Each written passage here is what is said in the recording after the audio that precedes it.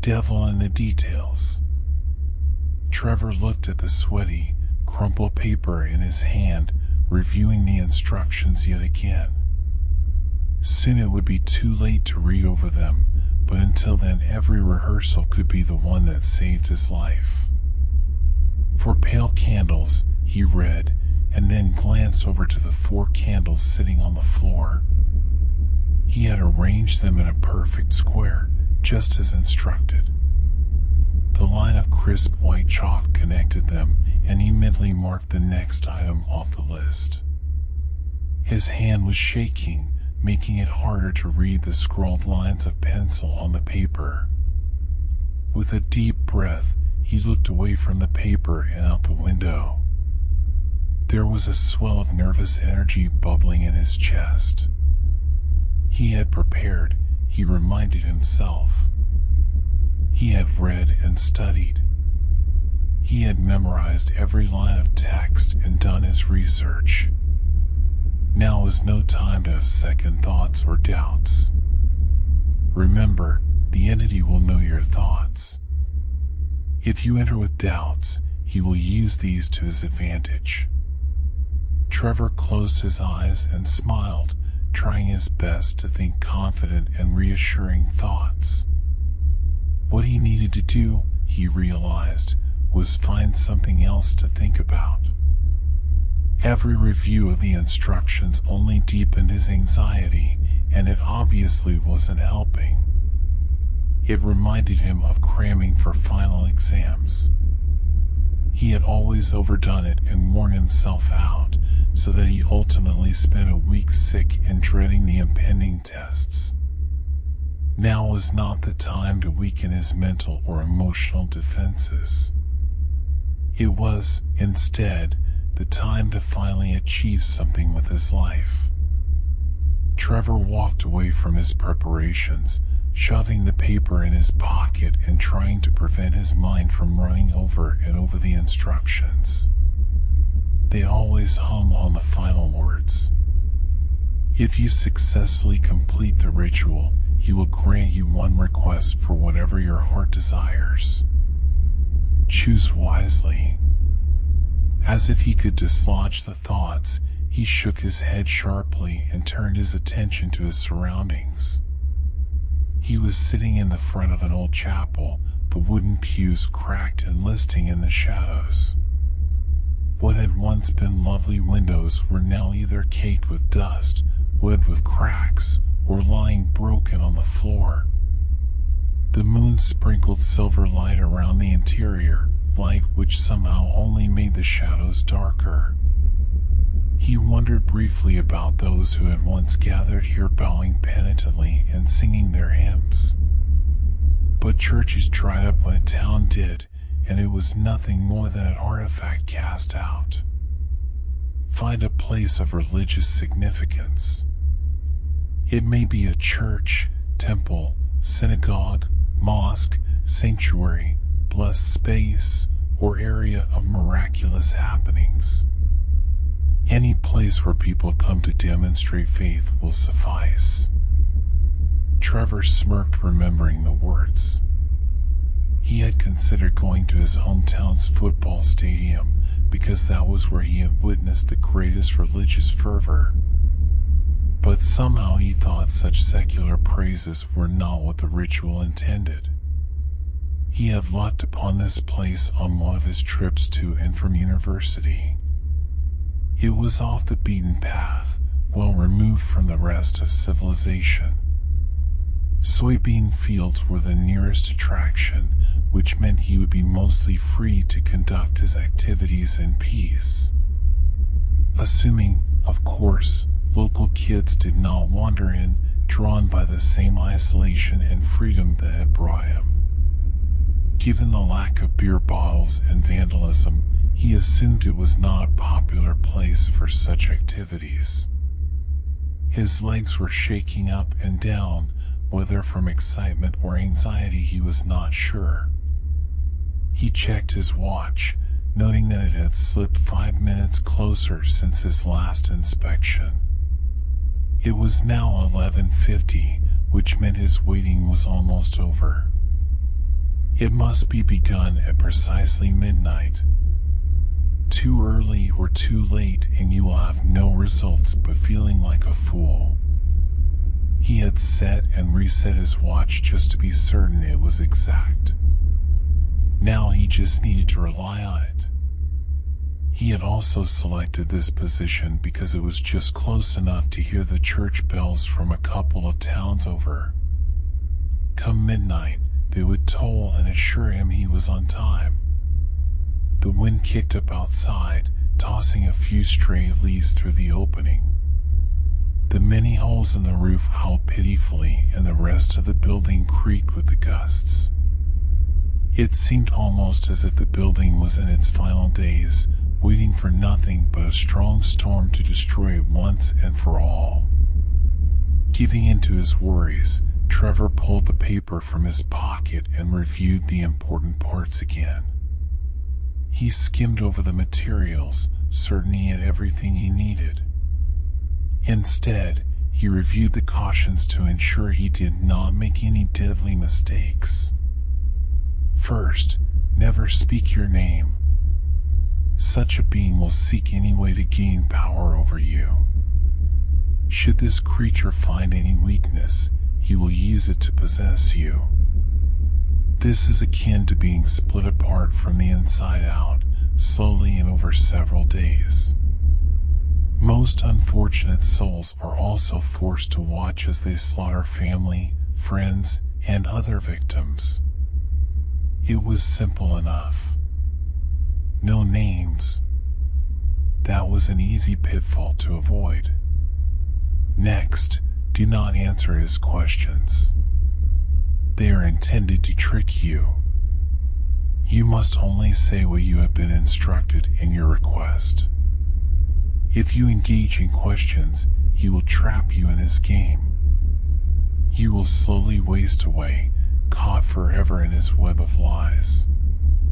Trevor had always been taciturn, so he was not concerned. Remaining silent was his primary skill in life, and he looked forward to putting it to good use. He also could not help but wonder who in their right mind would try to best a demon in a duel of wits. It seemed like one of the oldest follies. Third, ensure all barriers are maintained for the duration of the ritual. He will be unable to touch or harm you physically while the barriers are active.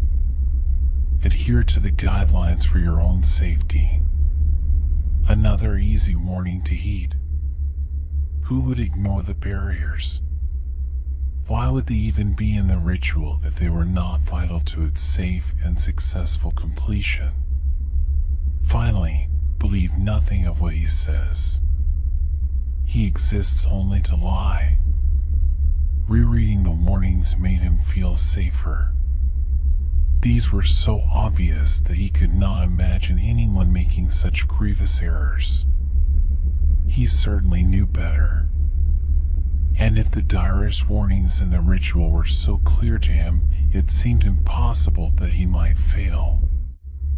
The clock hands spun closer, and he moved back to his prepared space. There were the 4 candles, a 5th and black candle setting to the side. There was a silver bowl of blessed water, secured from his local cathedral some days before. Also, a lighter, a scrap of cotton cloth, and a steel knife.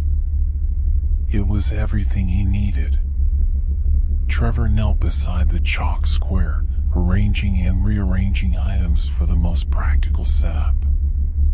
He wanted everything in arm's reach, but also in the order it would be needed. Which meant, he thought, the lighter, the bowl, the knife, the cloth, and finally the candle. It was midnight, he saw. As soon as the thought crossed his mind, he heard the bells ringing. Right on time, he brought the lighter to the first of the 4 candles, slowly moving clockwise and lighting each in turn. They flickered and snapped in the breeze, but remained strong. His hands were unsteady as he picked up the bowl and set it in front of him. With a deep breath, he gripped the knife in his hand and drew it smoothly across his palm, just like they did in the movies. Only it seemed to hurt worse than those actors let on. Let a few drops fall into the water, and then bandage yourself carefully. The scent of blood can attract other things you may not wish to deal with during the ritual. Trevor followed the instructions to the letter, turning the water a cloudy red with his own blood before tightly wrapping his hand with the cloth. He knew the next steps by heart, moving through them almost robotically. Each step had been dutifully practiced, with the exception of cutting his own hand many times in the bright light of day. Now, he lifted the bowl carefully with both hands, watching the way it rippled and changed. His blood diffused through the water, leaving darker and lighter patches that were quickly settling into the same pale shade. I summon you here with this dedication. Arrive. With the last word, he tipped the water into the middle of the square. Unlike in the practice sessions, the water rolled and then stopped at the chalk outline, forming a tiny pool that defied the laws of gravity and surface tension. Trevor's mouth hung open briefly, but he knew he had to continue. The black candle was already in his hand, and he lit it despite the increasing wind. Gently, he placed it in the middle of the square, watching the tiny flame flick on the surface of the water.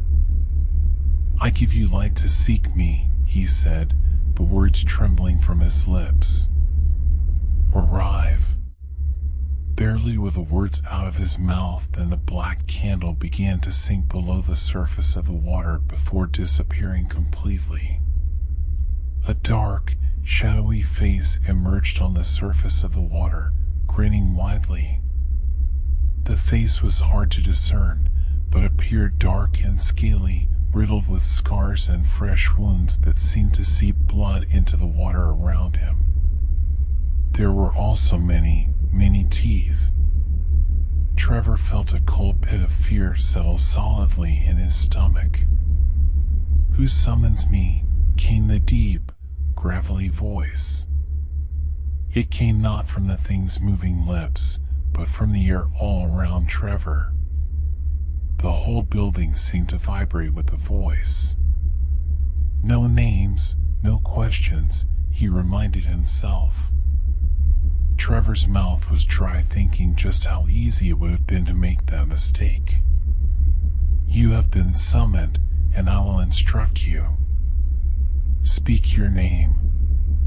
The church chuckled in time with the reflection in the water. He was smiling, showing even more teeth than Trevor thought could physically exist in the span of that face. Who are you to think you can command me, mortal? Came the bone-aching words. They seemed to vibrate through Trevor's body, as if he was being pulled apart by the reverberations alone. Speak your name, he said again through gritted teeth. The demon stretched, his arms stabbing through the surface of the water and entering this world. The water trickled off them, stumbling over protruding scales and nodules. Cruel claws shone in the candlelight, covered with water and a viscous red liquid that Trevor knew by sight. The smell of rot and decay followed quickly after, threatening to bring up Trevor's meager dinner. I have summoned you, and you will obey my commands. Remain within the summoning area. Oh, shall I obey you and remain here? Asked the beast mockingly, planting one hand on either side of the puddle, outside the thin chalk lines. A deep, rolling chuckle emerged this time as he pulled himself slowly through the pool and into reality. The floorboards of the church appeared to buckle and steam wherever the claws pierced. He will try to intimidate you. Stay strong. Remain within the summoning area. Speak your name. Trevor tried to force all of his courage and confidence into his voice, but it only made the demon laugh all the louder, now standing at his full height. The beast looked down on the pale boy before him. "You can call me Trevor," came Trevor's voice from his monstrous visage. Trevor froze, his mouth agape and eyes wide. For an instant, the demon appeared almost sympathetic, but the facade cracked into merciless anticipation as the shadows flickered over his face. "You have meddled with something you do not even understand," it said, voice again deep and roaring, but now mimicking the disappointed tone of a school teacher. I never told you my name." "You can't know my name," Trevor stammered, his fear getting the better of him. His eyes flickered from the face to the arms to the rooted feet, never sure where to stay or linger. Everywhere he looked, there was impossibility. "You think I need you to tell me your name?" Casually, the demon stretched, muscles and joints popping and cracking as if it had been millennia since he moved about. His eyes, dark with unholy light, fixed on Trevor with predatory amusement. He answered his own questions with a deep shake of his head, sending water sizzling across the sanctuary. Trevor began scooting backward, whimpering with fear as the monster before him took one broad step forward. There was really nowhere to escape. The candles slowly snuffed themselves out, leaving only the moonlight to glint off those smiling teeth. But Trevor gasped as his hands scrambled along the floor for anything that might help, but I followed all the instructions. The creature paused to survey the assembled implements and the chalk square. "Yes, you certainly did." The building trembled with the force of the laugh.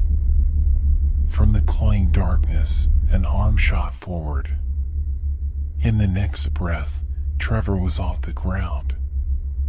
The demons slowly drew him close until their eyes were level. "Who do you think wrote the ritual in the first place? He exists only to lie."